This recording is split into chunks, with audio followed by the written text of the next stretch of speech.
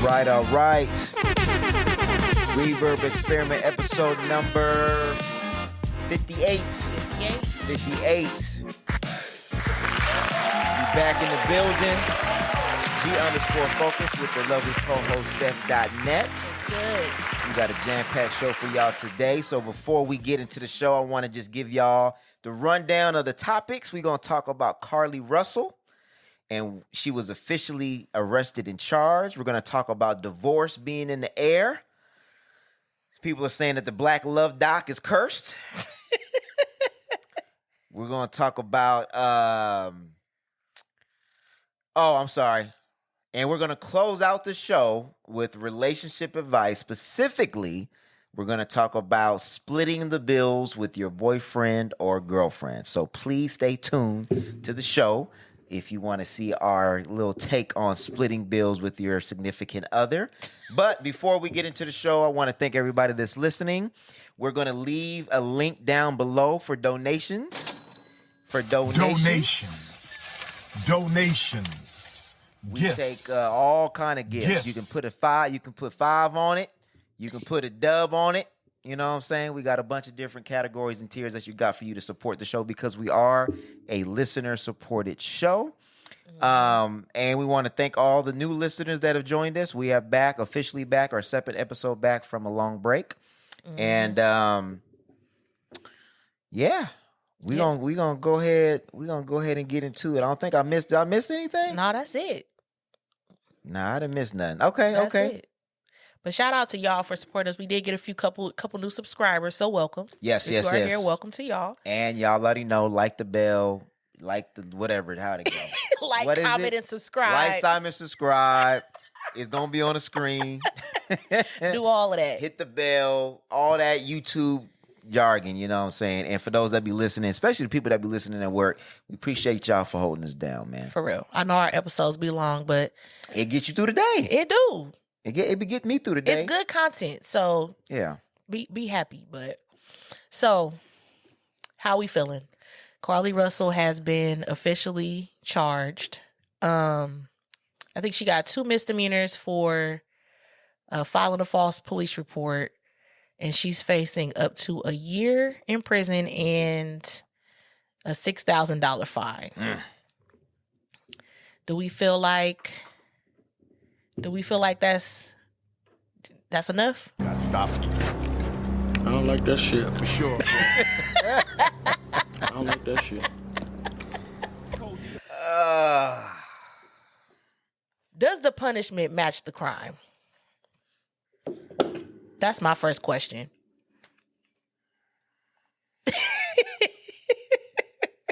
I got to put on the shades before I get shady in here. First of all, I want to address all y'all niggas out there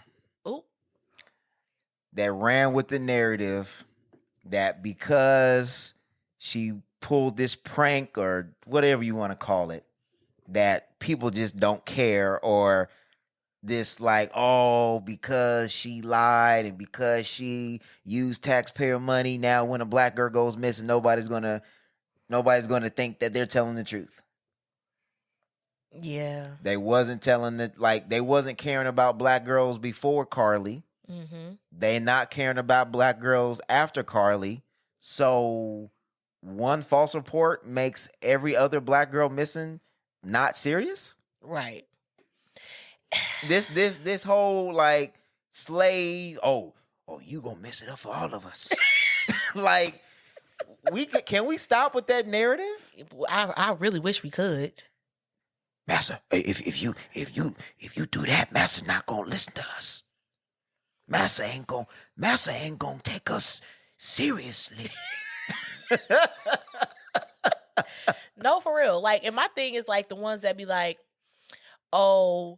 this is why I don't be quick to just believe. No, that's not why. You been quick not to believe. Exactly. You don't believe black women because you don't believe black women. Same way you didn't believe Meg Thee Stallion. Right. And the same way we was on this platform saying that nigga did it.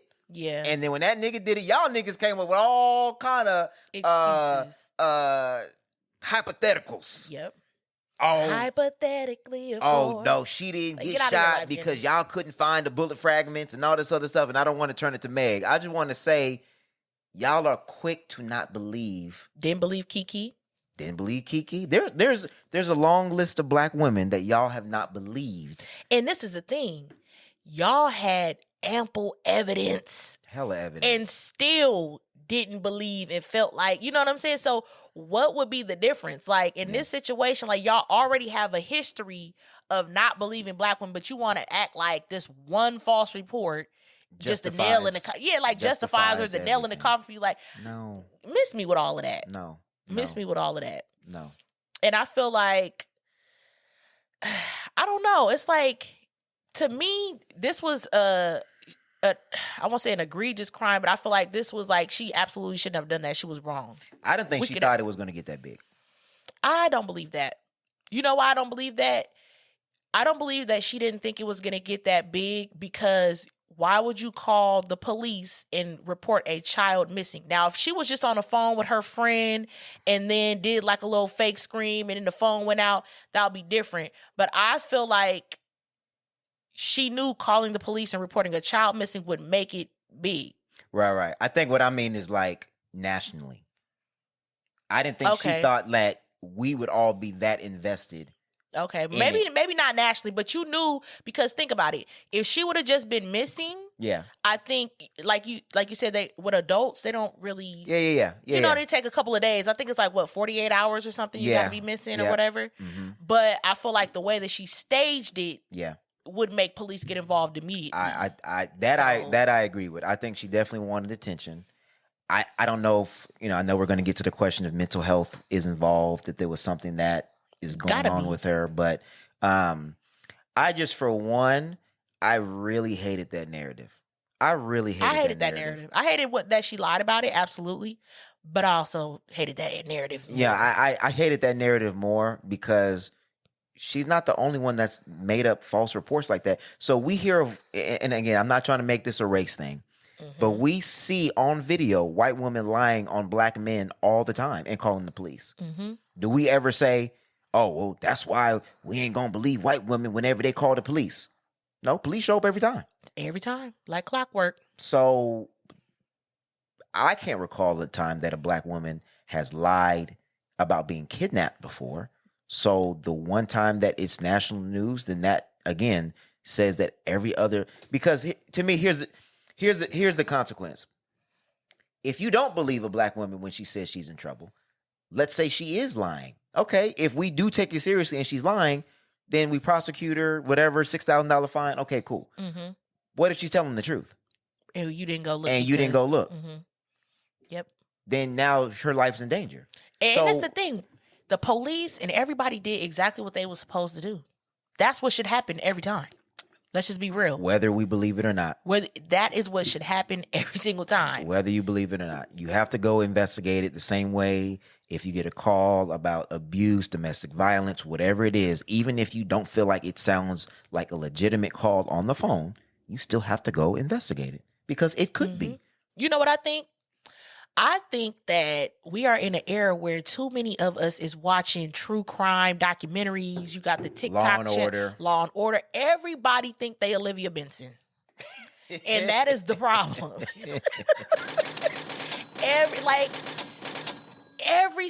Everything is a conspiracy. Everything is, y'all think y'all a detective. Have a seat, Tutuola. Yeah. Like, y'all don't. Like, even like just recently I seen on Shade Room, one of the Married to Medicine stars, I think it was, her niece drowned in her pool. Oh, I saw that. I went to the comments, something don't seem right. Y'all got 2 sentences of information and something don't seem right. If you don't go lay down, like it's the what's that other it's the Lifetime movies and it's the sensationalism of crime.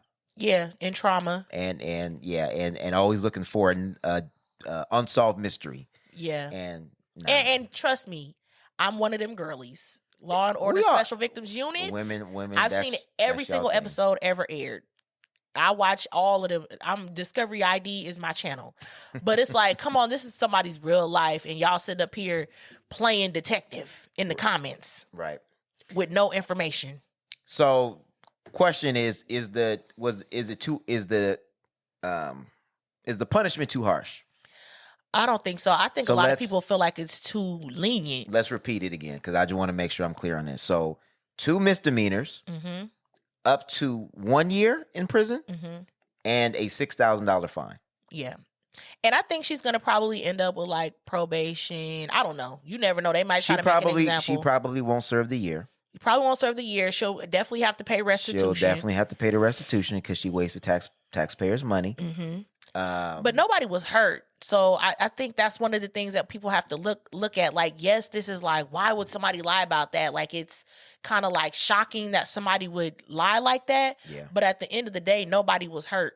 Yeah, I think if there's any issue that I have with what she did, and again, I don't know if mental health is a part of it or not. I don't even have to be. I don't. That's not even a question for me. Well, I think to me, Because anybody that would do that, well, we have gotten to an age where people do a lot of outlandish stuff for validation or for attention, and we can't always put it under the guise of mental health.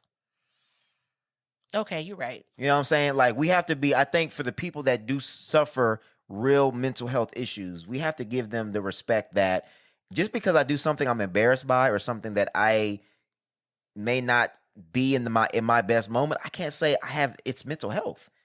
I made a bad decision. Sometimes it's just you just made a bad decision. And I think in this case, her taking resources away from somebody that may have actually needed it, that's what I have the issue with. Mm-hmm. I'm not saying somebody else was missing. We don't know that or not. But while they're looking for you, what if somebody else really did come up missing? Yeah. And what you put your parents through, like, I would love to hear more of the backstory on why. And I don't know if this is going to go to trial or not. Probably not. They're probably going to take a plea because I don't think they want this to go to trial, because if it does, it's going to look a lot more uglier for her. And that's just more taxpayer money. Well, and it's a lot more embarrassing for her. A lot. So this is probably not going to go to court. Probably not. One thing I will say though is that mugshot ate down.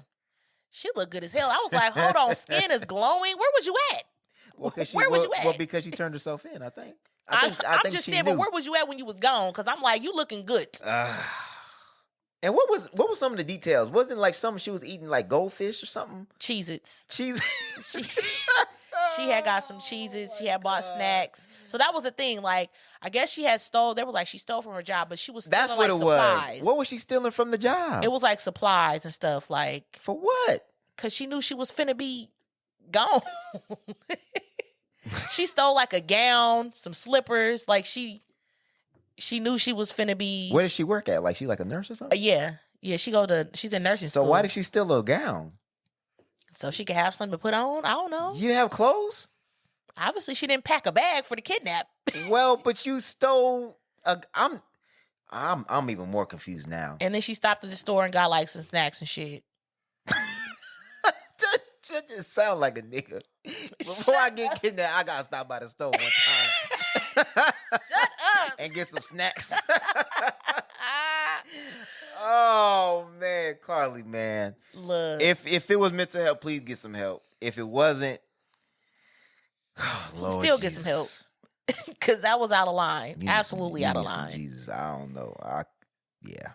That was definitely out of line, but I think, the crime is fitting. I think people want it to be more harsher. Okay, let's talk about why. Why do people want it to be harsher? I have no clue.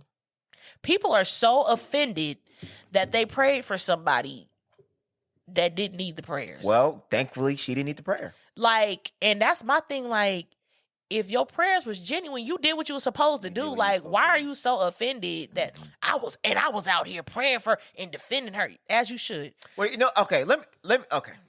I got an issue with that. Hold on, let me put my shades back on. I got an issue with that. All right. What does it mean to be compassionate? Because I'm kind of tired of that. Mm-hmm. What does it mean to be compassionate? You have a definition? Being compassionate. Being compassionate. I feel like it's having empathy for others. Mm-hmm. I think that's the main thing. Just having empathy for others. All right. So I'm gonna school y'all real quick. Okay, help me out. There's a difference between empathy and compassion. Okay. Empathy is I feel for you. I'm mourning with you, or mourning for you, whatever. Right. Mm-hmm. Compassion is suffering with that person. Okay. So, for instance, if somebody comes up to me and says that I'm hungry, empathy will be, I feel for you. I'm praying for you. Hopefully you find some food. That's empathy. Compassion is saying, hey, I'm going to walk you down to the store and I'm going to go buy you some food because if you're hungry, then I'm going to make sure that you get something to eat tonight. That's compassion. So when we say we're praying for people, and if we say that we have compassion for Black girls that are missing, what are you doing? Praying for her is something, but there's Black girls that's missing in your own city. Yeah. And we can be outraged. Oh, I prayed for you and I did this and I stayed up watching the news. That's not compassion, though. And if you really have an issue with what she did, you sitting on your couch or sitting on your computer and typing away, who does that help? Yeah. You know what I'm saying? Like we've gotten to this place where we feel like we're like comfortable in our activism. Like we feel like what we're doing is actually doing something. You posting a Facebook post does nothing. Like, yeah, how are you put out? Like, well, how did this really affect you? It didn't affect you at all. You were at the all. comfort in your AC, on your couch, posting whatever you posted, sharing a post that somebody has already created. Yeah. Like, and I'm not saying that there isn't a place for that. Like, if there's somebody missing, sure, share that on your page. Sure. Because it definitely helped get it. Because when I first saw it, it was in a HBCU dance group that somebody was sharing the family's posts because, those are centered down south. Absolutely. And then as it started getting shared, then I'm like, maybe within like a day, it was across. Yeah. So it definitely helps. It raised but awareness. at the end of the day, all you had to do was push a button. It wasn't like you got out here on the ground and was out here searching for her. You had no investment. You didn't have no real investment. So I'm like, y'all extra mad for what? For nothing. No reason at all. If anybody should be mad, it should be her parents or the people that, it was a lady that her daughter was kidnapped and killed. And so now she goes to different, like, you know what I mean? She runs the command centers. She should be, you know what I'm saying? Because I'm sure that's very traumatizing and triggering for her. Oh, for sure. That's different. For sure. Y'all was not really invested. No. Like, and to me, like I said, it goes back to the whole true crime phenomenon that y'all just mad the episode didn't end how y'all wanted it to. Yeah, it was honestly,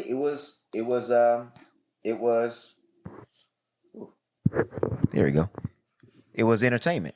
There you go. And again, trauma porn. Like, that's a real thing where people are, because think about it, like you said, there's people missing in your own city. And when I think I shared one before and it was like, are they missing or they just ran away? What difference do it make? They're still missing.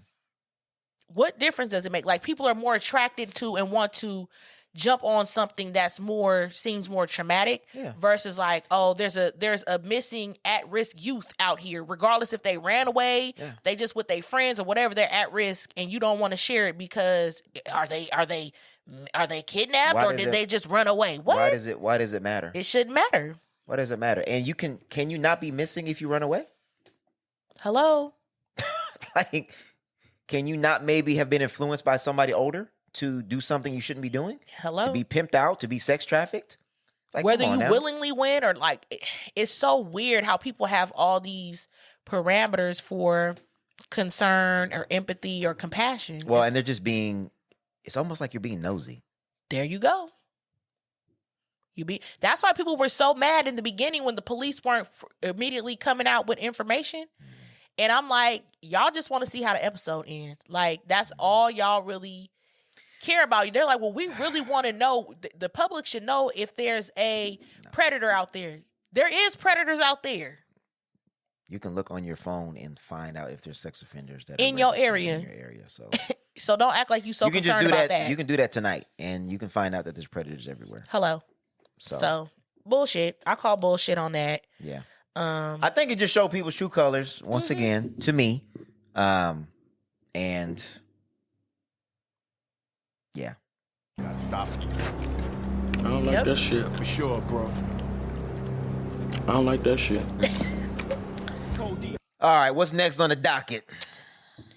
Is Black Love Doc where relationships go to die? Because they're coming out and the people is saying that Black Love Doc is cursed because Tina Knowles announced her divorce after 8 years married to Richard Lawson. You also have Megan Good and Devon Franklin were on there. Tia and Corey Hardrick. Hardrick, is that how you say his name? I guess so. Niecy Nash and her husband. LaToya Luckett and her husband. I didn't even know she was even married. But They dropping like flies. So people believe that Black Love Doc got root on it. Do we believe Black Love Doc is cursed? I'm going to read what I wrote because this basically sums up how I feel about it. Okay. I said, I'm talking about the pictures of the black couples. I said, it's easy to look at this as discouragement for black love, but I think it's a reminder that love is not enough. And people and or relationships are not meant to be put on pedestals. Just because you love someone doesn't mean they are the right fit for you.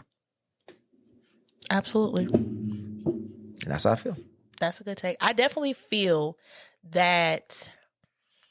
Think about it. I named like 5 couples. And there's like, how many seasons of Black Love has there been? Like Exactly. 6, 7? But y'all focusing on the ones that did not make it. That is ridiculous to me. Like, and we do that a lot. Like, I've been a victim. Like, we've done it. I'm not going to say I have never done it. But we just focus on the negative when it comes to relationships. Like, you're only focusing on 5 relationships on Black Love Doc that didn't make it. And you're saying Black Love Doc is cursed. And that's why I won't get married off 5 relationships. That's all it takes to discourage you out of all these people in the world, all these people on these seasons. Stop playing with me.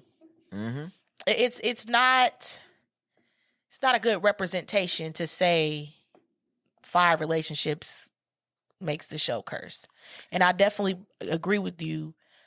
We put relationships on a pedestal. A lot of times, and it is to our detriment, because if you put somebody's relationship on a pedestal as your example of black love and they don't make it, now you sitting around feeling like, oh, I'm never going to get married because if they didn't make it, then no. Yeah, I feel like there's been an attack on black love just in general. And I just feel like it's not, like, there's a lot of it that's just not even rooted in truth. Like, it's just a lot of falsehood. Like there was a lot, I won't even say a lie. There was a falsehood that was like, black men don't marry black women. And then the statistic, and when you look at the statistics, it was like 80% of black men are married to black women. So like, okay, that's false. Then it was like, oh, but the other 20%. I'm like, why are you focused on the 20% and not the 80%? And then it was black men aren't fathers to their children. Then the report came out that black fathers are the most active in their children's lives. Then it was like, oh, well, but they don't live with them. I'm like, it's always this movement of the goalpost.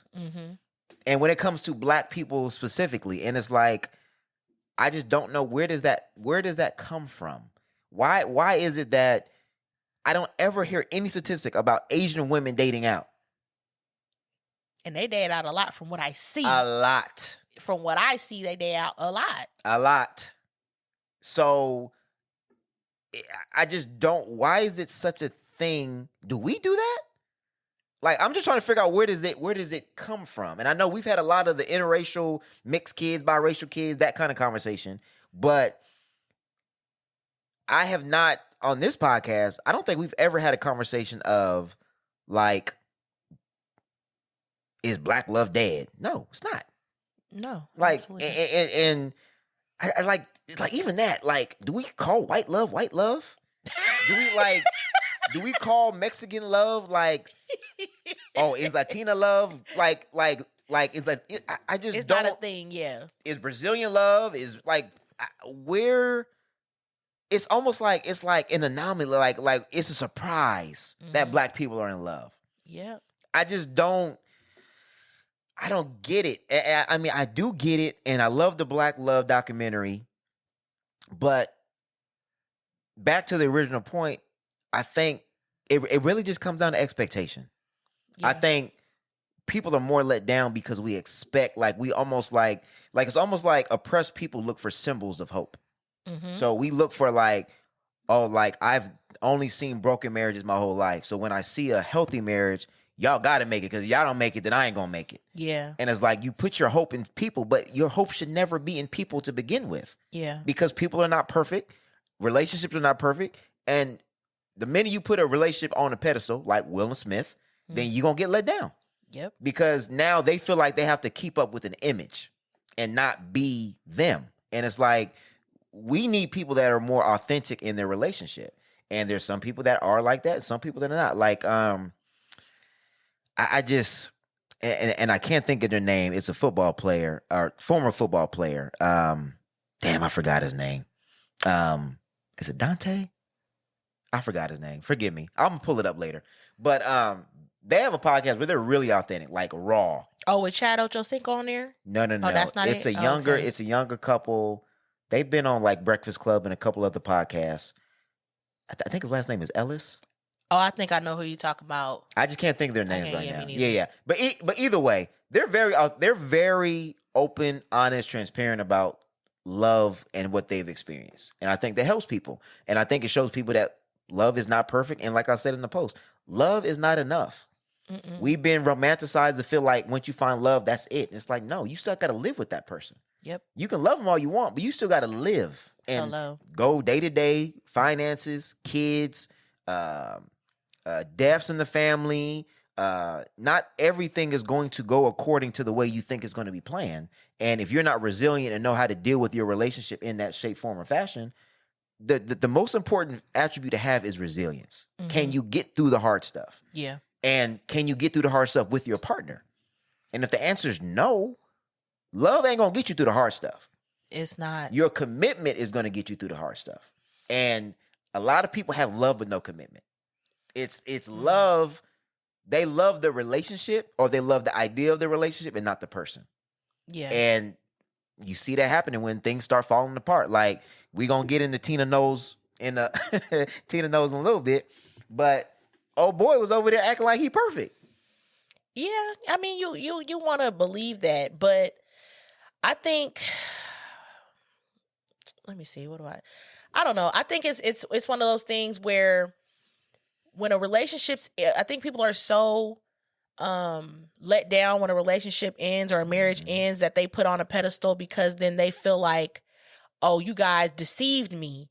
Y'all acted like y'all happy, but now no, that's not necessarily true. Sure. They could have been happy. They could have had a good marriage, but things can change. That does not necessarily mean they were fronting or capping the whole time. Like, I think people think every time a marriage ends in divorce that the whole marriage was bad. Right. That's true. And that's not the truth. There's different seasons, and you can be perfectly happy individually and be miserable in your marriage, or you could be happy one minute and then, you working through stuff, and then there's a reminder, or somebody cheats, somebody messes up, and it just brings the whole house down. So, you know what I mean? And or, like you said, you face hardships, and, maybe when you are faced with those hardships, how you respond to those hardships, you can't necessarily prepare for. You could say, well, if this happened, this is what I would do. But once you in it, how you respond and how your partner responds, like, you were saying, like, this brought us together. Sometimes it don't. Yeah, sometimes it You don't. know what I mean? Sometimes it could, like you said, tear families apart, or, you feel like, oh, I don't feel supported by my spouse in this season or whatever. Right. And then that season could take you either, like you said, you resilient, you're going to make it through, Yep. or you don't. Yep. You can go from summer to fall very, very quickly. Yeah, but you can go from winter back to spring very quickly. So it just depends on your perspective of it. I think also, too, people are just entitled. Like, I know when Devon Franklin and Megan Good broke up, first question was, whose fault was it? Mm-hmm. That was the first question. Not, are you good? How can we support? Who did it? What happened? And it's like, I respect how they handled it, because they protected each other. That was a very amicable divorce, and They like protected you said, each other, and I'm sure there's gonna be a book or something about it. and I'm sure one of them will talk about it someday. But was no leaks, wasn't no nothing. It was they broke, they divorced. But I also feel like, just like how you said, I think sometimes people feel like they're fooled. Like they feel like, oh, I bought all your books, you gave me all this advice, and it seemed like you didn't apply your own advice to your marriage because your marriage didn't last. So it's almost like this like weird math of, if I do what you do, I'm going to end up with the same result that you ended up with. But I know it's totally different people, totally different marriage, totally different perceptions. But that's how simple-minded some people are. Yeah, you know why I believe that? If I do what you do, I will get what you got. Because how many of them women said that same prayer that, what's it called? The Sierra prayer. The Sierra prayer. Not even just that, just in business and everything. Like, that's why you see all these YouTube videos that go up that do good, is because it's like, do this to get 1,000 subscribers. Because people want the answer. That's why nobody wants to do the work no more. People like, well, what did you do? How did you do it? Because I just want the result. They not willing to do the work. They want the shortcut. They want you to give them the recipe. But at the end of the day, you ain't got my sauce. Yeah, that's true. Come on, sister. Well, and we are in the days where everything could be monetized. That's the other thing. How many ads do we see on Hollywood Unlocked or Shade Room? Oh, this is the secret for you to get $60,000 in 24 hours. I'm like, nigga, what? If you go on YouTube, you see how I made $500,000 doing this or whatever, and people gonna watch that video. How many? Then try to do it, and then be like, I didn't make $500,000. No, man. And how many videos did we see during the pandemic? Oh, well, look, first you start an LLC, then you open up a S corp, then you get a grant, then you get a loan, and next thing you know, you got $1 million. Yeah. I'm like, nigga, what?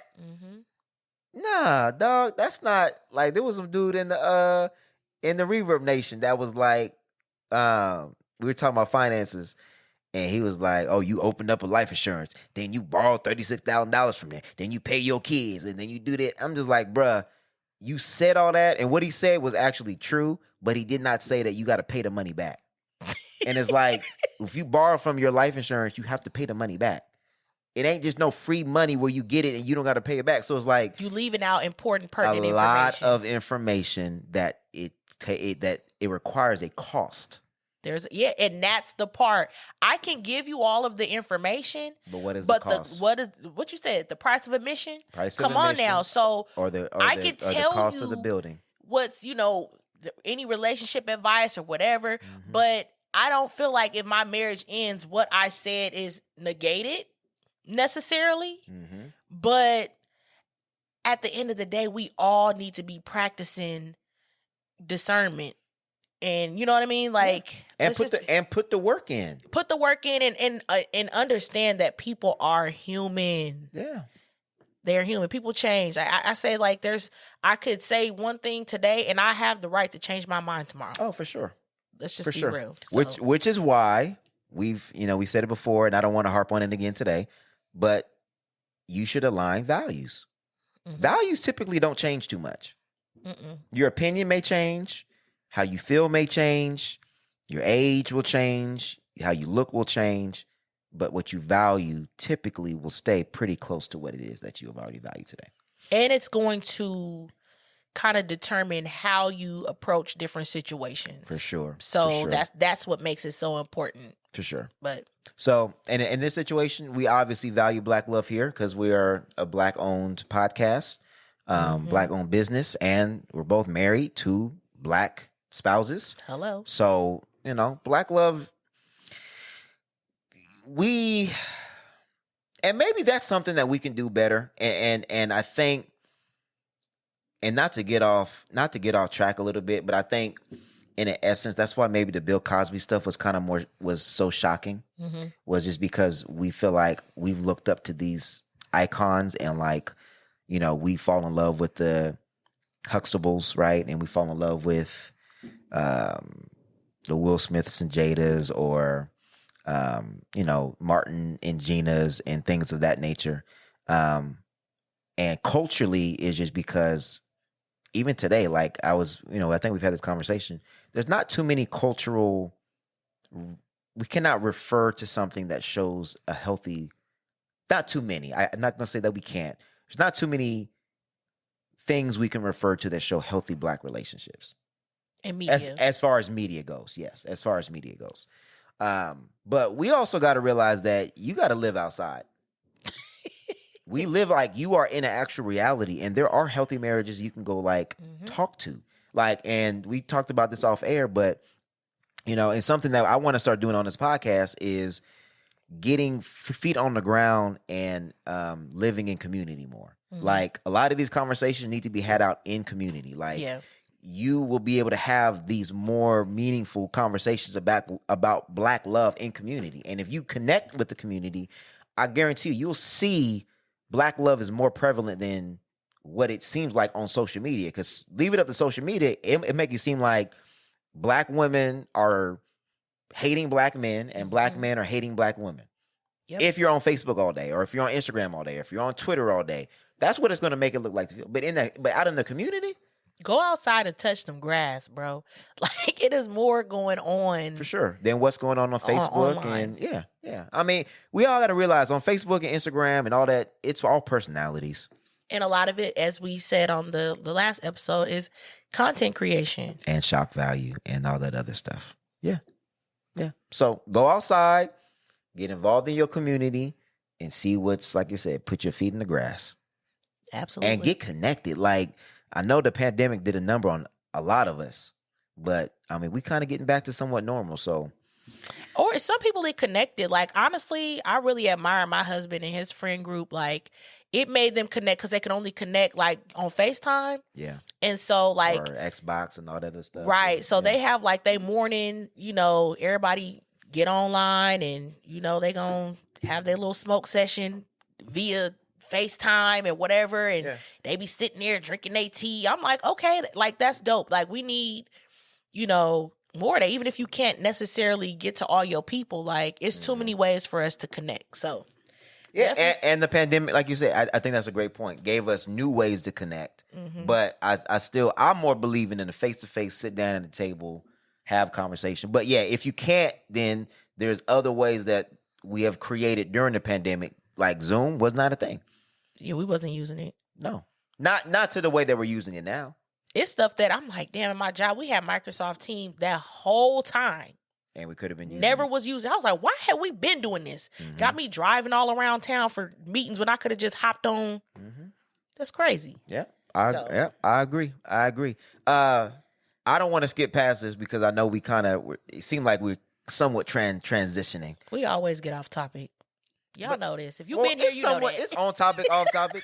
But we got to talk about Tina Knowles and Richard, right? Richard, what's his name? Richard Lawson. Oh, I guess it was Tina Lawson. They ain't Tina Lawson. Tina Knowles Lawson. So they Black Love Doc episode. I feel like that Black Love Doc episode was very telling. You got the clip? Yeah, I got the clip. Okay.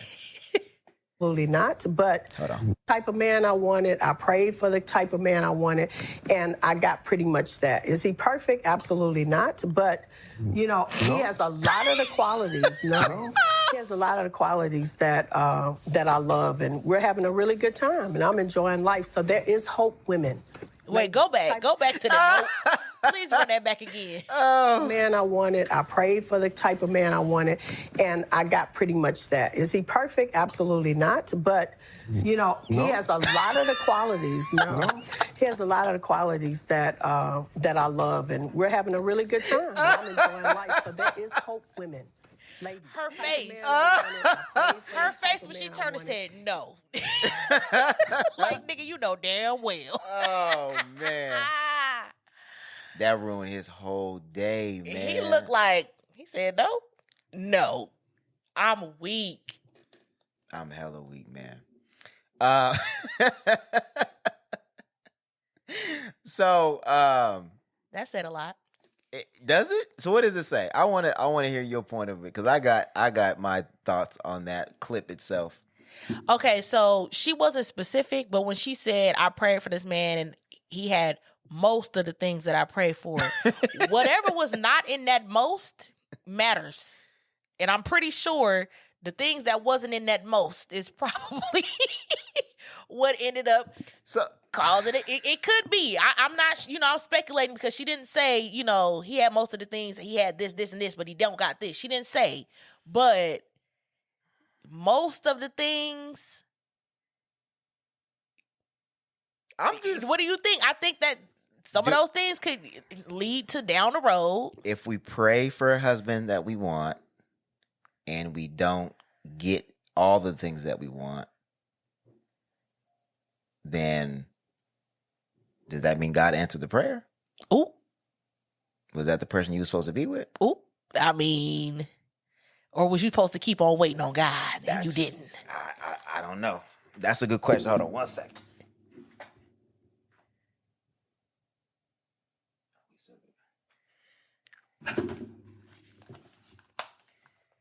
Yeah, I don't know. That's a good that's a good. Well, I mean, I would have to know what the prayer is. That's what I said. Maybe she was asking for some unrealistic stuff. Right.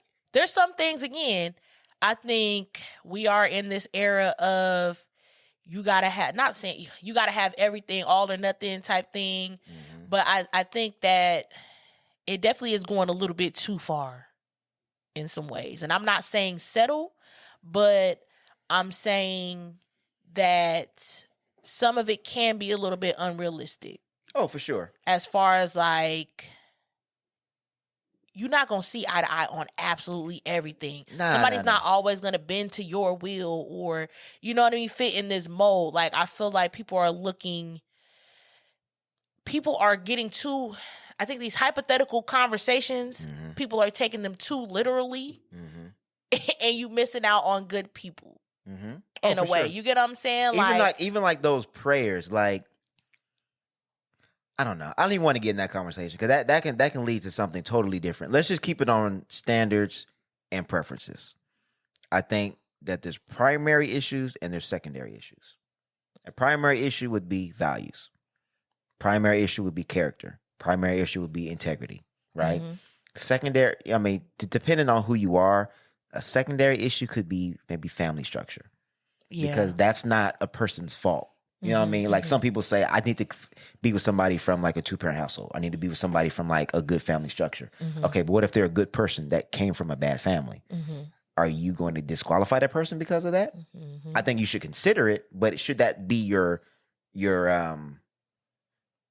is that your dead set rule? Yeah. You know what I mean? Like, because I think you're boxing people in like, I'm only dating people from 2-parent households. Or I'm not dating anybody with kids, or I'm not dating anybody who, like you said, was raised by a single mom. Because like people have these like ideas, like I'm not dating anybody who's raised by a single mom because all they've ever seen was a woman doing everything by themselves, so they're gonna expect me to do everything by myself. Right. But that's not, you know what I mean? But is that all? I say, is that all people that were raised by? You know what I mean? So it's kind of like, I get it, and I think you should be aware of it. I think you should ask the correct questions.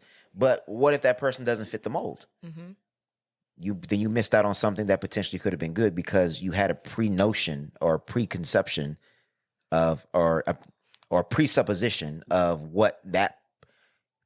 It's not always a mathematical equation. It's not always single mother produces this. Yes. Because a single mother could have a good community. Yes. You know what I'm saying? Or it could be a dad is still involved in the. You know what I mean? So I just. Or it could be both parents are there and dad wasn't present, or mom wasn't this, or whatever. So absolutely. Again, asking the right questions, but I feel like in the situation with Tina Knowles, I feel like it could be a situation where this person had most of what you wanted, and you thought the rest could come. And I see that a lot. Yeah. And you cannot do that. You cannot date or marry somebody based on the potential. Like, he got all these things, and maybe he'll get these things later. No, ma'am. Well, and supposedly, I think that they've known each other for years before. Yeah, they knew each other for like 40 years, and they reconnected. Yeah. So, but I was more interested in his response. Yeah. Because, bruh, if you was expecting her to say you was perfect, no, that's a problem. That to me right there is very telling. Yeah, that's very telling for you to expect her to say you were everything, like you checked all the boxes and you're perfect and the whole nine, because I don't know. How old is Beyonce? She's like 40. I don't know. I don't know. If you were that perfect, then why didn't she pick you from the beginning? That's my question. I think what he thought was they was going to get on that Black Love doc and she was going to pump him up to be the best husband ever. And some people do expect that. Or he had this vision in his mind that he is perfect. And again, either one of the two, before y'all get on these black docs, y'all got to have conversations before y'all get on camera. Like, look, what are we going to talk about? Because if you don't want to share it, then don't share it. But it was like he was surprised that she said that. Yeah, like basically like you go, either he believes that he perfect, or he was like, you going to say that in front of all these people? Like, you going to protect, yeah, like, you going to protect me. So, but the way he reacted, he was almost like he was offended, like that she did not say he was. I really think I think he thinks that he is. There are some guys that, and I'm going to be real, I think there's some guys that do, like, there's like a certain set of things that women complain about, right? Look, and I feel like when guys do those things, they feel like, I'm not like the rest of these dudes. I do A, B, and C. I'm a decent human being. But it's like, bro, that does not make you perfect. That's the nice guy conversation. There's nice guys, and then there's good men. Hello, there you go. That's perfect. And I think he's the nice guy. I don't rock the boat. I look good. I make good money. I give you what you want. That should be enough. Yep. That's all that's expected of me. Yep. Come to find out, Mr. Richard ain't so perfect. Not according to Twitter. Gotta stop. I don't like that shit. Sure, bro. I don't like that shit. Hold on. Nah, I ain't gonna put the shades on this one. So according to Twitter, Mr. Richard, matter of fact, we're gonna put the glasses on. Mr. Richard wasn't aware that likes are public. Yep. Whatever you like on Twitter, there is a whole thread of tweets liked by whatever that person. But he old, so I didn't expect him to know that. Well, when you are married to Beyonce's mama, you should be aware of what you like and what other people can see. And oh boy, this brother was liking all kind of porn all up and down Twitter. You got you got some scissor action on here. You got some black booty action on here. This brother didn't discriminate. He liking all, and it ain't one and then like a couple stock likes and a couple sports tweets. Nah, it's all porn all the way down. That's crazy. So that's all you liking. Look on Twitter. That's crazy. That's crazy. Like, bruh, first of all, where are you at to be liking all these damn like, that is insane. You know what I'm saying? And it's like at least it's black porn at that. But you know what? I ain't gonna kink shame nobody. But a lot of people do be having porn addictions. And I feel like I think I read something that it has a negative effect on your relationship. It absolutely has a negative effect. And we've talked about it. I think we need to have that conversation in depth. Because I think a lot of men don't think there's a problem with it. Yeah. There is. It's normalized, so. Well, but there's a really big problem with porn and porn addiction, especially, I can't speak for, can't speak for everybody else, but for men specifically, it is. Because for one, it warps your perception of what sex should be and what it looks like, right? And you end up having this emotional attachment to it, and it's all a dopamine. Like you are, for the lack of a better word, and some people believe it is, some people don't. It's infidelity. I never looked at it like that. It's you are fantasizing about somebody else, and you are spending time, hours, energy with this digital version of what sex should be, and it's all perverse, right? They all take pills and put like cream on down there to make it last longer. So like when we talked about Pound Town and all that, and people like all this aggressiveness, where do you think that comes from? Porn. And So- I said that. So it's like you're not in tune and intimate with your partner because you're trying to reenact what you saw on porn. So instead of asking your partner, what do you like, what feels good, what doesn't feel good, and being intimate in that moment, in the back of your mind, you're thinking about a video that you saw like a day ago. And you're trying to reenact what they did on video. So it just separates you and it creates a barrier within your intimacy. And, you know, then it goes to, okay, if she's not satisfying me, I can satisfy myself. I'm going to go watch porn. So it's like, instead of you going to your partner, now you start going to porn. And then sooner or later, you're not going to be satisfied with just watching it. So porn creates a barrier Yes. for intimacy with your partner. For sure. And I'm not no scientist, but I guarantee you that you can find articles that will back up whatever it is that I'm saying. It is addicting. It messes with your dopamine the same way that we talk about Instagram and social media does. People are addicted to likes and being liked and comments and all that other stuff, to the point where they said they were going to turn off the likes.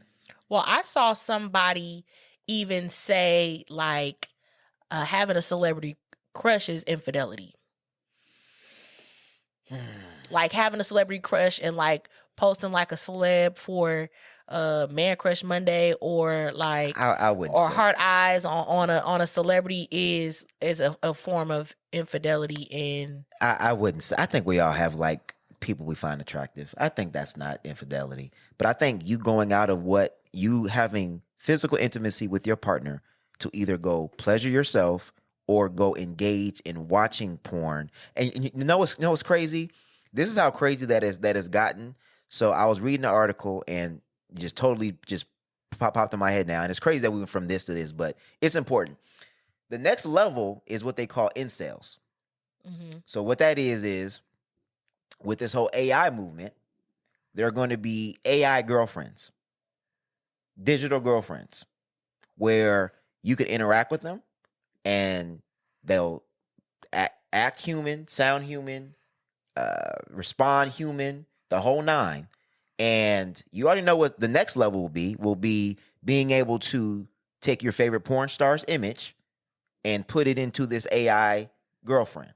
So you can feel like you're interacting with whoever it is that you've been fantasizing about this whole entire time. So with this movement of men saying that they're lonely and they don't have any companionship, that's the target. That's crazy. That's the target. And they'll spend big money on it. They'll spend big money on that because they're thinking there's already a blurred line between internet and reality already. Mm-hmm. So now I can interact with this AI person that makes me feel like it's real. No arguments, no combativeness, no you like me, you show interest in me, and the whole nine. I'm telling you, mark this episode. This will be an issue sooner than later. It probably already is. That's But there are whole workshops that are dedicated to porn addiction. Dedicated to porn addiction, because you have to think that energy you should be spending with your spouse, you're spending on porn. And let's be honest, most men and women, because women are addicted to porn too, you are hiding it. It's not in the open. Right? You ain't gonna walk up and say, "Hey, I'm about to go in the room real quick." No, you're gonna typically wait till somebody leaves, or when you're by yourself, or you know what I mean, when you're isolated, and you're doing it in isolation in secret with your spouse not knowing about it. So if it's right for you to do it, then why would you do it in secret? You know what I mean? And then you want to bring in the toys, honestly, I'm not against self-pleasure. I feel like you need some alone time sometimes. I'm not against that. Now, whether you need porn to be able to do that is different. And I've had conversations with people like, nah, I need some visual, like I can't just go off memory or whatever. I don't know about that. But I'm not against self-pleasure. And that is something that's personal. It is, and it all boils down to your values, and everybody has different opinions and things like that. So I'm not I'm not. This is just my opinion, and I reserve the right to be wrong. But I'll just quickly. I just did a quick little search. And you know what? Why I feel like that, because like I said, there are a lot of women that do not orgasm from vaginal penetration. So sure. At the end of the day, like what they supposed to do? Sure. They supposed to just be like, oh well, no, I don't want to. Let me not cheat on my husband with myself. Like what? Sure. So I'll read three things very, very, very, very quickly, and then we'll move on. Well, actually, how are we looking? Oh man, we got time. Number one, these are 3 surprising effects of pornography and porn addiction, and this is all freestyling. We did not plan to talk about this, so please don't try to murder me if it's not perfect. Okay, number 1, pornography removes you from reality and your physical sensations. One of pornography's largest influences on men is desensitization. It's a similar process that occurs when watching or playing a glut or violent movies and video games over the time. The brain begins to change its perceptions of what is considered normal and acceptable. We just talked that, which it leads to a skewed concept of reality. This occurs in several ways. Number 1, pornography is a fantastical by nature, and behavior of actors is scripted, which by definition makes it unreal. The performances by these actors, typically the women involved, they present an unrealistic performance and can lead to harmful attitudes about body, autonomy, or completely discount those in our lives as fellow human beings with their own thoughts, their own motivation, flaws, desires, and dignity. Men who watch an extreme amount of porn often face difficulties maintaining their erection in the bedroom, known as erectile dysfunction. You guys, I'll continue reading that. And actually, I will link this in the description when we do it. Number 2, pornography addiction is similar to other harmful addictions. Like hard drugs or gambling, pornography consumption can represent an escape from reality as a way to deal with stress, or even just a quick hit of dopamine at inopportune times. As such, these vices can easily lead to full-blown addiction. It also means that over time, different and more frequent use is required to achieve that same high as the tolerance is built up. Simple neurology tells us that the repetition of an act forges pathways in our brains, and the repetition of an action involved becomes easier and easier each time. Then number 3, pornography consumption brings both physical and emotional effects, including erectile dysfunction. And I think they already talked about these there. But it says that a recent study links increased pornography use to increased cases of erectile dysfunction and probabilities that men would have trouble getting and maintaining an erection. A survey of 3,267 men identified that roughly 30 to 40% of men who watched 40 minutes of porn per day had ED, compared with 10% of men who watch less than 30 minutes per week. And then obviously you guys can do your own research on that. But there's plenty of studies on the effects of pornography, not only on your physical, but on your mental. And it's all negative. I believe it. So don't get addicted. Yeah. That definitely, like you said, it's telling. And with all these different, the whole only like all of the porn liking on Twitter, what she said, his reaction to it. I mean, I'm not surprised. Yeah, and and again, maybe I'm in the minority, but I'm in the camp of pornography while you're married is a form of infidelity. And it may not be as serious as you physically cheating, but just like men would be saying, well, you emotionally cheated. Okay, well, what do you think porn is? What do you think you having a work wife or a work husband? Like it's and maybe infidelity isn't the best word. It's betrayal. And to me, anything that you have to do in secret, to me, that's already bad. Like if the goal is you supposed to share everything with your spouse. Mm-hmm. If you are doing things, to me, like that should be a red flag, whether it be finances, whether it be pornography, whether it be anything. If you are having to do anything in secret without having your spouse know about it, you're already in the wrong, to me. That makes sense. Honestly, I never thought about this. I'm gonna just be all the way real. It never came up, and I never really thought about it to really even have an opinion and be like, well, yeah, I agree, I don't agree. I get what you're saying, but I'm like, I never thought that deep about it. But I've also never really been too into pornography to really be like, oh, you know, do I watch it too much? I'm like, I've never really been into it like that. I'll have to ask my husband. I don't know. Yeah. I don't know how much he watched porn. I necessarily didn't care. Yeah. I never cared to ask, or I never really kind of like, we never got into that conversation really. I know he do. Yeah. But at the end of the day, it's like, I don't know how much. I'm not like clocking like, how often do you watch it? But like, and for some people, like, it's not it's just, I know for never me, thought about it. for me as a man, I know how it affected me. But that's a good conversation to have. Because it did change my perception on what sex looked like. And I can see for sure how it can lead to you objectifying somebody else. Absolutely. Because now I'm not having sex with you, I'm having sex with my fantasy. This is what I want to this is what I want to act it out on somebody. You know what I mean? And instead of looking at you like a person that has their own, like you said, own feelings and emotions, I just want to get this off. I want to do what they did, and I want to see how it feels, because you know what I mean. And I can't see how addicting it is, because it's a feel good drug. It's okay. Make me feel good. Okay, now I got to up the ante. You know, first I might have started off with some soft porn. You know what I mean? Then it's okay. Now I got to up it. I got to up it to the point where now you get into some. That reminds me of Chris Rock on his on not the last one, but the stand up he had, the Tambourine. He said he had a porn addiction. Yeah, and he was like, I gotta find the right porn cocktail to really. He was like, it never, you know what I'm saying? Yeah. And it started not being enough. Like, it's real. I'm not getting stimulated by this. Let me start looking up this and this. And I'm like, that's crazy. It's real. Like and again. Yeah, I don't, people don't like when I be telling the truth, but I would guarantee you, like, that question, like when men be coming to women, and again, I can't speak on the women's side, I can only speak on the men's side. Like when they come, be like, hey, do you want to, can we add somebody else into the mix? Can we do that? I guarantee you that there was a seed planted somewhere. Majority of the time, it starts with porn. Yeah. Starts with porn. That may have never even been a thing, because it's like, okay, what would have been your perception of sex without porn?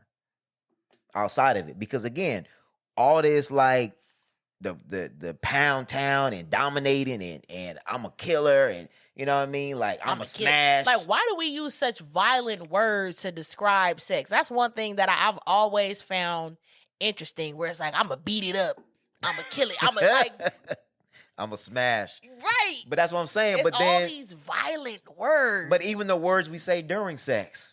Yeah. Like, where do you get that from? You got it from porn. Yeah. Like, you didn't get that just from your own thoughts. Like, yeah, girl, you gonna get this. Go ahead and take that D.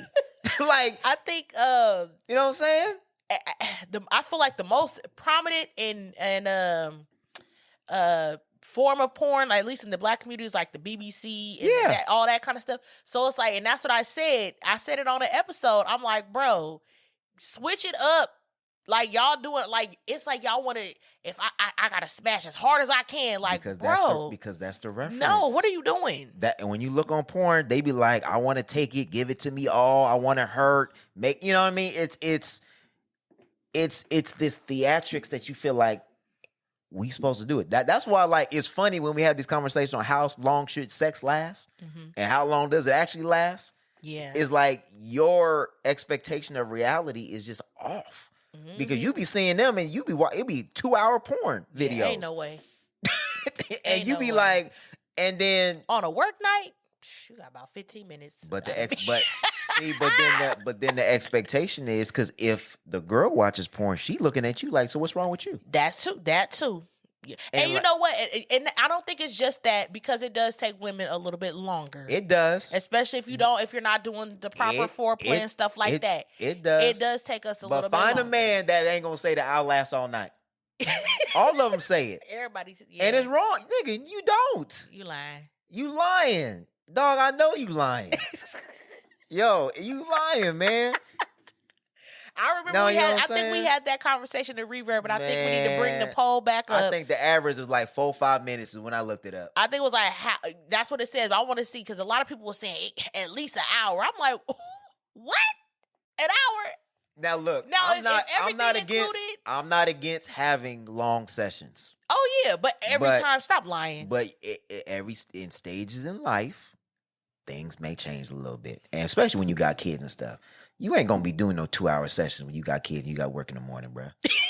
Like, That's what I'm saying. you know what If I'm I gotta saying? go to work in the morning, you but you know what I mean. I do feel like foreplay should be in there. I do feel like, you know what I mean, and that could extend it. So yeah. So I just that's why I said an hour with everything included. Okay, but an hour plus foreplay, y'all lying, y'all capping. And at some point, I think most women will be like, "All right, are you done?" Like. But you know, one thing that we don't talk about, because we talk about, oh, it should last this long and that's how long I last. Sometimes delayed ejaculation is a thing. It is. If you practice it. And that's but I'm saying delayed ejaculation can be, it could be from your diet, it could be from watching too much porn that you can't necessarily that's get erectile there dysfunction. without it. Like, it's a form of it. Delayed ejaculation, like it takes you Yeah. so long to get there. I got to you. get there. So it's like, it's not, sometimes it could be from other things too. Well, but that's what I was saying. That part of a negative effect of that is desensitized. Like, you are desensitized. So the real actual act of it doesn't get you off anymore. We're to the point where I've had boys tell me that they would do it while they're watching it. Yeah. They're watching porn while they're having sex with it. I was just about to say that I know a lot of people who have sex with porn on in the background. And my question is why do you need that? Are you more turned on by what you see on the television than who the person that's right in front of you? Look, I ain't trying to get in people's business. I don't like that shit. Like I said, I ain't trying to kink I don't shame like that nobody. shit. Look, man, and I y'all ain't gotta tryna make nobody realize, business. and y'all gotta realize, man, these niggas be using all kind of tricks and trades, man. I just found out niggas be putting, so, you know, since I'm taking my son to cancers, and this is a crazy correlation, so please don't, it's a crazy correlation. There's a cream that I have to put on his chest that numbs his chest. Mm-hmm. It is called lidocaine, and I forgot what it's called. It's called something else, right? But so when they access him and they put a needle in, you're supposed to put it on like an hour or two before, and it numbs it, right? So I'm in the aisle one day, and I'm looking for condoms, right? And I look, and top row, this is all these brand new product, and it's KY, and it was called like Last Longer or something like that. I'm like, what the hell is this? So, you know, I pick it up, and it says, sure enough, lidocaine. Mm-hmm. I'm like, oh, okay. That's crazy. Y'all niggas numbing y'all shit so y'all niggas last longer. That's insane. Seriously? It's that deep. I guess so. Well, I mean, if you got an issue where some people be too quick. We talking about it don't have to be that long, but come on now. You numbing your penis so you can last longer. And I don't know how long it wears off, but I don't know. I would want some type of sensation when I'm having sex. That's crazy. So That is insane. but I don't think that was available to the public. I think that was just maybe I'm not in the know.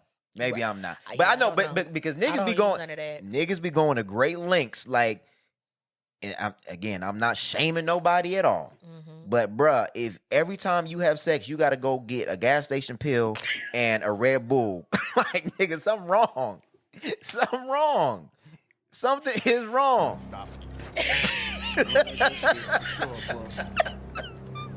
I don't like that shit. Then nigga, them gas station pills can't be that. I Like, literally in my head, I was like, he finna say gas station. Yeah. Because I see him up there at the front Bruh. all the time. and I'm so scared. I would never try one. Man, I'm hella cool. I don't even want to do like Red Bulls and stuff like that because Nah. your heart start pumping and crazy. Like, you don't know what's in that we stuff. We ain't doing no pink horse or whatever them things is called. And you know what? I just recently went to Mexico for my birthday. Bruh, they be selling them on the corner. When we was walking down, they have like these fake pharmacies, and they was like, we have it, Viagra, everything. Like, they show you the list, like where you could get it for the low. Hella cheap. And that people be going down there Yep. Mm-hmm. to get diet pills, and the top selling is Viagra. Mm-hmm. Crazy. Yeah. Yeah, I don't know, man. I don't know. Hey, man, I can't tell you where I be, but I be having people saying like, yo, I be taking them all the time. And like, bro, like you the same age as me. And I'm like, and again, it's not to say if you really going through Like, but I think people be taking Viagra just to improve their performance. Like, I thought it was for ED. Mm-hmm. That's what it's supposed to be for.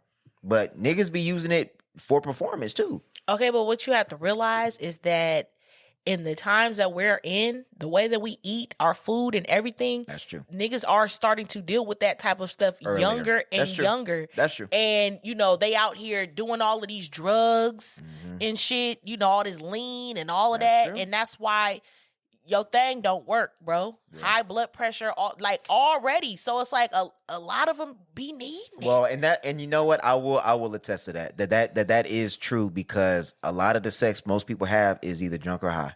Mm-hmm.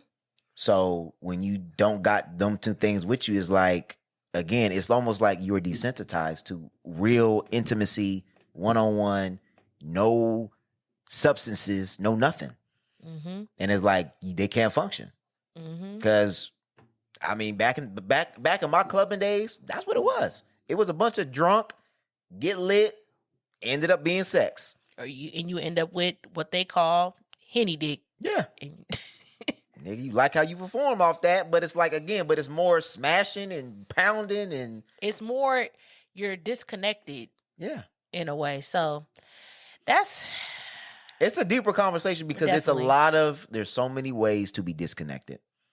And, you know, and then we also had the conversation that sex starts outside of the bedroom too. And a lot of men and women are disconnected there too. More or less, I would say more or less on the men's side, because most men are not in tune with that part of it, the sex before the sex happened, you know what I mean? So it's a lot of just disconnection, which I think the numbers don't lie on why it says there's a lot of women that don't achieve orgasm because you're so disconnected. And it's more or less, again, you have this idea in your head that was given to you by pornography instead of talking to your partner. Yeah, and I feel like a lot of women, because of pornography, they start out performative. When you first start, it's performative because you're doing what you think you're supposed to do. And it's centered on most porn, at least most heterosexual porn, is focused on the man's pleasure. So that's what women be doing. And they looking to please the man. You know, I gotta sound like this. I gotta look like this. I gotta, you know what I mean? Like, yeah, that I didn't know. I know from my side of absolutely. most men that I personally know, and again, I know generally, obviously, I can't speak on the general sense as far as that go. Most of the men that I know want to please their woman. They find satisfaction out of pleasing their woman. But I know there's a lot of selfish men, as if there's a lot of selfish women that only think about themselves. But as far as But again, pornography, most men want to please their woman. That's why most women are going to act like you are. yeah. That's what I mean. That's. I think that's more of a realistic thing of men want to please women want their men to feel fulfilled. So then instead of telling them the truth about what the actual performance is, then they fake it or kind of go with the flow. Which in the end, you're only hurting yourself. Absolutely. So Don't do it, sis. All right. yeah. Well, we got a ways on that one. Well, I think it's an important conversation because it's normalized and it's like, but it's harmful, especially to men. It's harmful to us, and it's harmful to women too. But you know, I don't know. All right. Let us know what y'all think in the comments. Yes, and let us know if you guys think that if pornography is infidelity in your marriage. Would you want your partner engaging in pornography, or would you be upset that they were engaging in pornography? Kind of got a feeling I already know what the answers are going to be. I think most people are going to say that they don't care. Probably. But stats don't lie. Men lie, women lie. Numbers don't. All right. So what was the vote? People wanted us to talk about the selfishness. Yes. Okay. Relationship advice. Relationship advice. All right. So we let the ReVerb Nation, shout out to the ReVerb Nation. If you're not a part of it, join our Facebook group for the pod. Yes. If you want to join in on the conversation. Okay, so we let them pick the relationship advice that we're going to talk about today. It's entitled... Oh, actually, no, I'm sorry. This is your segment. My bad. I don't got it. Okay, I got it then. I thought I sent it to you. Maybe I didn't send it to you. Mm-mm. No, I didn't send it to you. You got it. I got it. Okay, so it's titled... I'm going to send it to you just so you can follow along. Girlfriend 22F said I, 25 male, was selfish for not paying more than 50% of the rent and bills. Okay, it's a little bit of a long one. He did summarize it at the bottom. Should we just summarize it? Yeah. I'll just summarize it. Okay, summary. My girlfriend and I agreed to split rent and bills 50-50 and agreed that even if one of us got a raise, we would keep it 50-50. Once I got a pay raise, my GF, girlfriend, suggested me paying more and said I was being selfish when I refused and reminded her of our agreement. How would you handle this? Well, y'all already agreed. I think it's pretty simple, but yeah. Y'all already agreed ahead of time. And I feel like if the shoe was on the other foot and she was the one that got a raise, she would not be saying, oh, let me pay a little bit more. I feel like since it's him that got the raise, she wants him to pay more money. But baby girl, y'all already agreed to this. Now, do I feel like things can change? Absolutely. But again, it's something that y'all have to agree on together. I don't feel like, oh, I said this in the beginning of the relationship and it has to stay that way forever. No. Yeah. But it can be a discussion. But at the end of the day, I don't feel like he would be wrong for sticking to it. But I am a proponent of, you already know my stance on it. I'm a proponent of joint account, and we pay our bills and we have our whatever is left over. You know, we do what we want to do with that money. I just feel like it is, because I do feel like it is unfair for one person to make a certain amount of money, but we're both paying half, because it's not, you know what I mean? I couldn't sit there and have my spouse be, strapped for money because they paid half of the rent and then what they got left over ain't as much as what I got left over. But I'm able to go do this and this, and, I'm able to treat myself to shit and they can't do that. That's crazy to me. Why would you want that for your partner? Now, in boyfriend and girlfriend, okay. But as far as like marriage, no, I couldn't do that to my husband.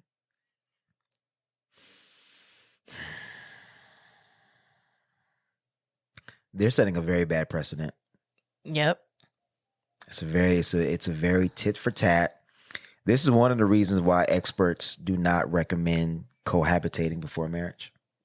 Oh, I don't agree with that. No, I know. I'm telling you that's what the experts say, that there is a statistic that if you cohabitate before marriage, you are more likely to divorce. Now, what I'm just saying is when you do get married, then are things going to change? Does the expectation change?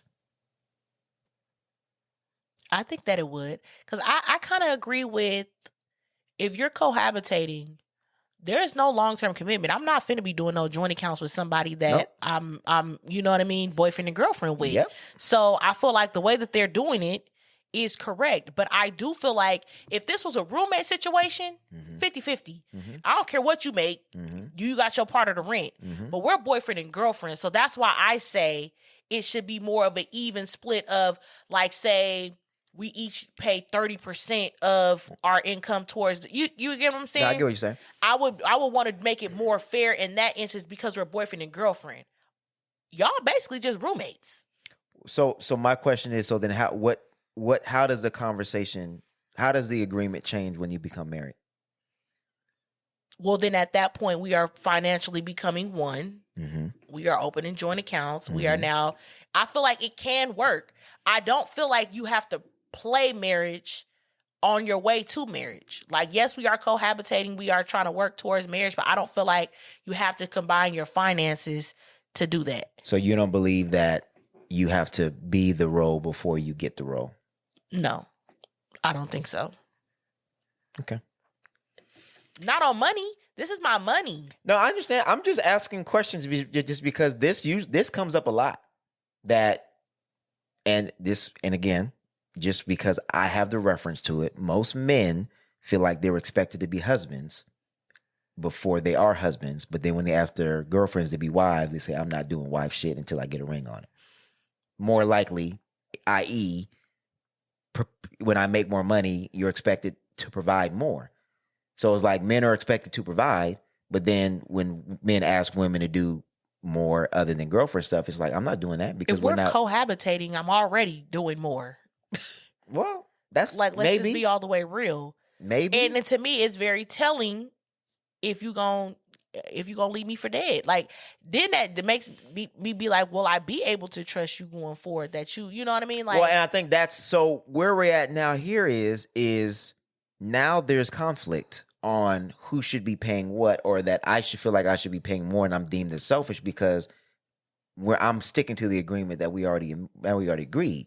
So if we agree for 50-50 and the agreement was even if one of us gets a pay raise, we're still sticking to 50-50, you stick to the agreement. yeah. So the fact that she's calling him selfish is, to me, it's manipulative. Like, it's not. That I agree with. The agreement was already 50-50. Mm-hmm. So in my eyes, that expectation she's asking him to ask is husband role. You want him to be the provider. He's not your husband. So if you want him to provide, then maybe you revisit that conversation when you become married. But I'm even wondering if marriage, does the roles change if this was the agreement that you already agreed on? Because in his mind, he might be like, well, what we're doing already works. And there's a long paragraph where he says that he actually, when they go out and when they get groceries, that he tends to spend more of his money anyway. So I think he feels like it's kind of a slippery slope where if I give in on this, then where does it end? Like, it's going to be me paying more. Where, no, it's kind of a principle thing. We agreed on this. Let's stick to the agreement. So it's already seemed like there's seeds of lack of trust. I think what it comes down to is like when people agree to things, it sounds good until you're actually in it. So when you're actually in the situation, and you're like, oh, well, this person, well, at the time they made the same. But I've known people that have been in a relationship with somebody that made more than them or eventually started making more than them, and they struggling, and they see a partner that is okay with seeing them struggle. Yeah. I won't say it's a red flag, but I don't know. Because I get it. If we're not married, I'm keeping my finances separate. Yeah. Because what if we break up? Yeah, I'm keeping my finances separate. So I've provided for you and I'm paying the majority of the rent and all the bills for what? For you to leave? Mm-hmm. No, the agreement was 50-50. I think that's fair. And just because he made more money doesn't mean that. So it's like, what? Are you envious because he has more money to spend now? Yeah. You know what I'm saying? Like, why should he be more responsible for paying more of the rent because he makes more? You guys are making the same amount. Maybe he got a, new job or job promotion. So what, that automatically means that his percentage changes? I would feel like that's what would be fair. It would be fair for his percentage to change? Yeah. Why? Because you make more money. But the agreement was, she was perfectly fine. No, with that's what I'm 50-50. saying with the agreement. But the agreement aside, I don't feel like there's anything wrong with the person who makes more paying more of the rent. Now, the agreement that they came up, that's why I said he's not wrong if he wants to stick to the agreement. Yeah. But I don't think there's anything wrong with the person who makes more to pay more unless you have a roommate situation where, you get what I'm saying? Like, if you're just my roommate, you have to, I don't care if your whole check is the rent.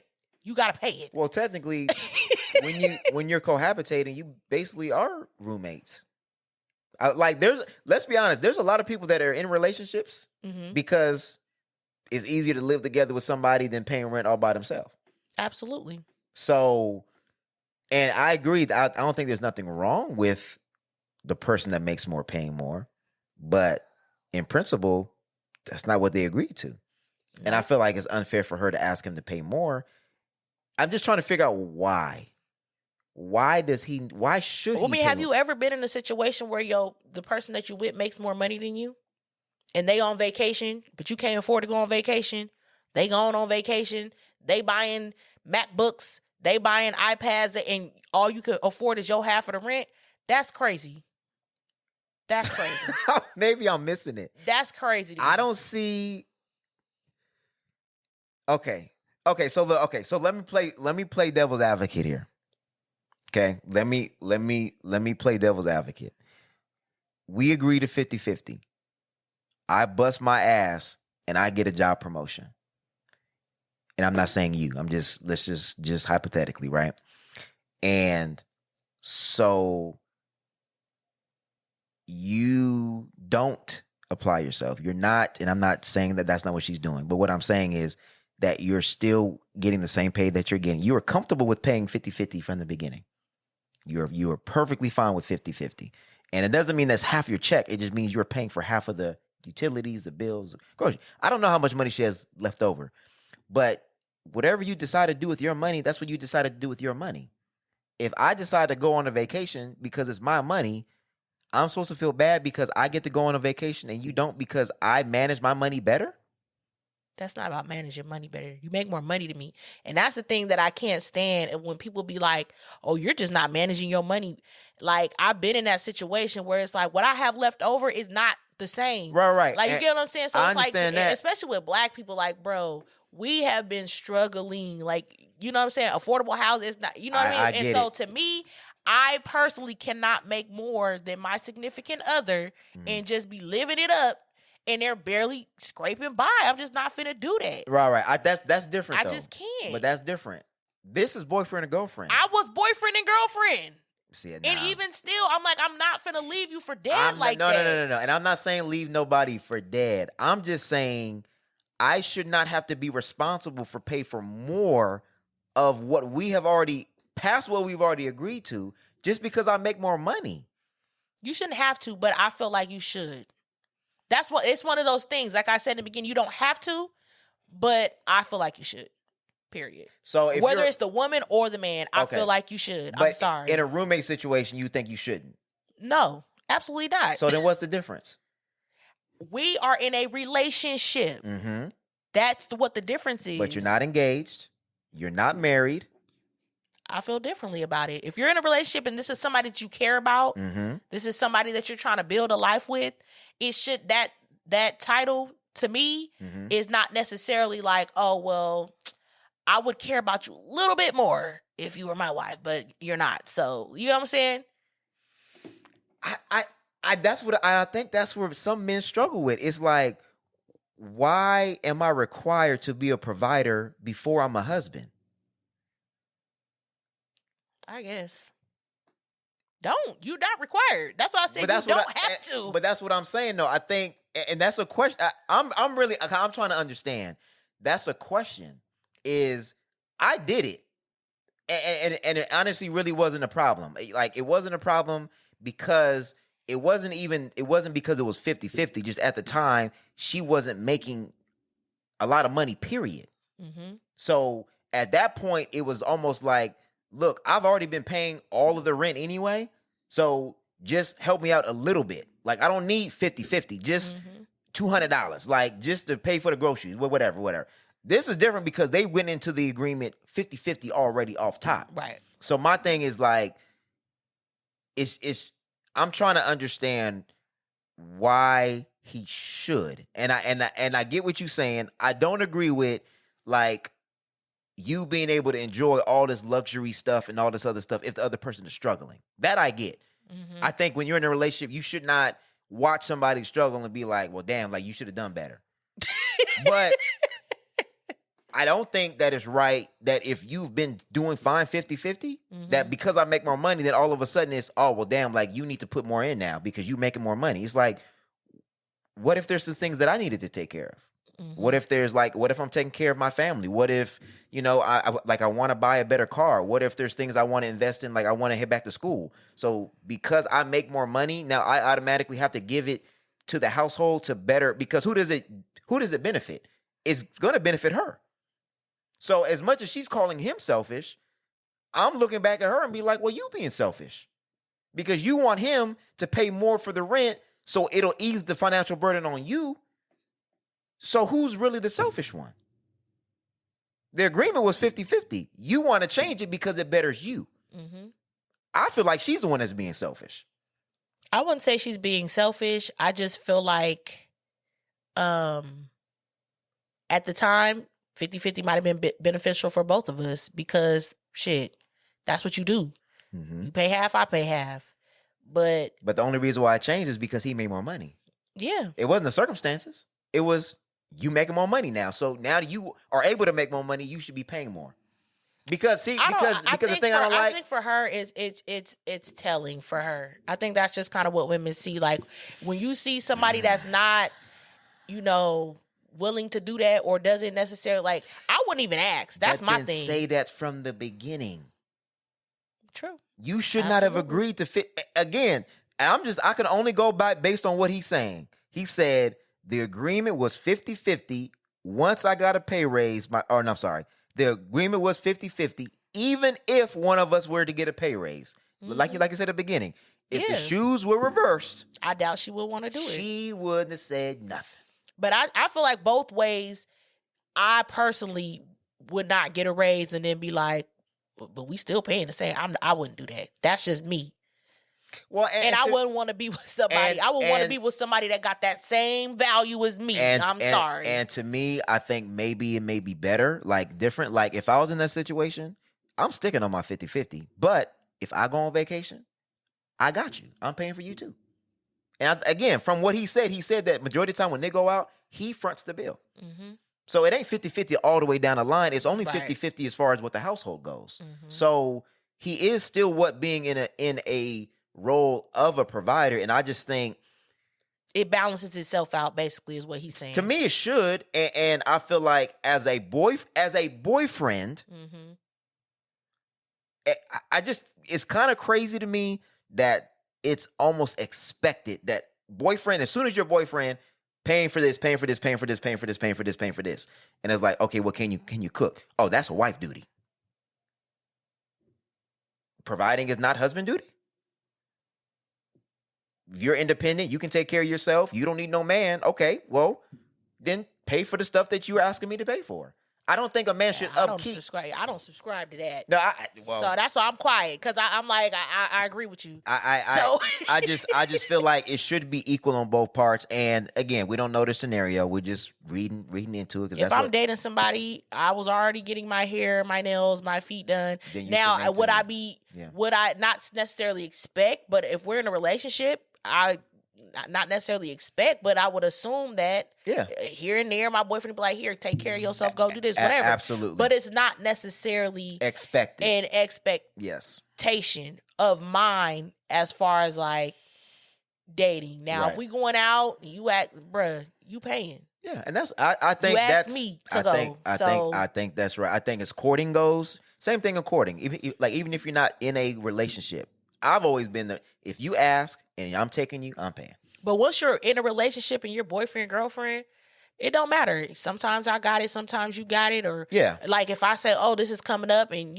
she's like, shoot, I don't get paid, so it's cool, I'm paying. Yeah. Like your boyfriend and girlfriend at that point, and I think for me, I never lived with anybody until my husband. Tyson, yeah. So it's like I wasn't one of them people that live with every single boyfriend or whatever. Like, no, like if I'm living with you, to me, it's serious. It's serious. So that's why I'm kind of like, it shouldn't be an issue.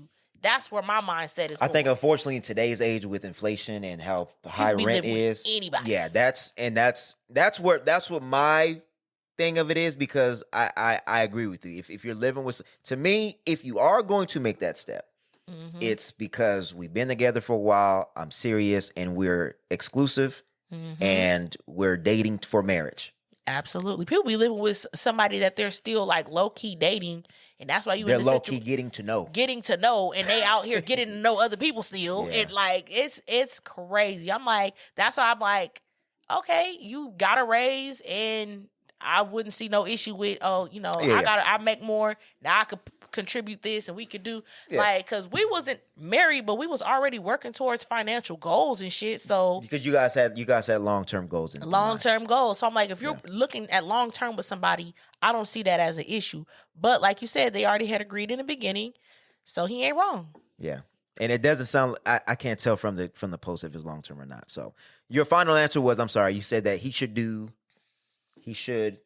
pay more, or he should not, or what? Or obviously he should pay more, but he doesn't have to, is my answer. Okay. My answer is stick to the 50-50, my brother. Or you better start asking for some donations. Donations. Gifts. I'm weak. Gifts. All right, y'all. Well, That is the Reverb Experiment Podcast, episode number 58. Make sure y'all like, comment, subscribe, Like. join our Facebook group so that you can join the conversation. Absolutely. Also, you can vote on the polls on what we're going to talk about on the show. Absolutely. And we got everything. Question of the day. Everything's jumping off in there. So Yep. make sure you follow us on Facebook and join the group. Mm-hmm. And Threads. Oh, yeah. Threads. We on all of that. We still trying to figure it out, but we still doing Threads. And yeah, and if you would like to support what we do, please, you can do it by two ways. You can either subscribe to our YouTube page because we're trying to get to 500 so we can monetize, and or donate. Donations. And the link will be in the description. Gifts. All right, Gifts. so we love y'all. Appreciate Y'all stay cool out here in this heat. And we out. Stay hydrated, and we out.